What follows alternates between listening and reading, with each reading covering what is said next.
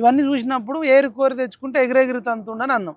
Kodandaram sir అయినా అగ్నూరి మురళైనా వీళ్ళు మాకు మద్దతుగా ఉంటారు అనుకుంటే మాకు రాకుండా అడుగుతున్నామ్మా మాట ఇంటలేడు అప్పుడు మేము కోదండరామ్ సార్ మీద కూడా పాట పాడాల్సి వచ్చింది. ఏం పాట ఒక్కసారి ఏదన్నా? దండా దండా ఉండాలని ఓ దండా రాముని నమ్ముకుంటే లేని మనిషల్లే మమ్మల్ని కొండ కోనాల కొదిలేసిండని ఆ స్వాతి ముత్యంలో ఏదైతే కమల్ హాసన్ రాధికతో వాడతాడు నాకు అనిపించింది. అంటే కారణాకలు ఉన్న కోదండరామ్ సారే ఈ నిరుద్యోగులను కొండ కోనలకు వదిలేసిండు.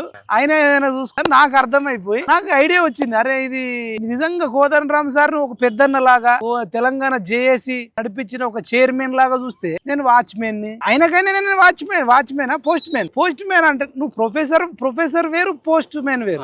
నువ్వు మళ్ళా నీకు ఒక రాజకీయ పార్టీ ఉంది, తెలంగాణ జన సమితి పార్టీకి నువ్వు అధ్యక్షుడు. నువ్వు కలిసి పొత్తు పెట్టుకొని నువ్వు కాంగ్రెస్ పార్టీని అధికారంలో ఉండి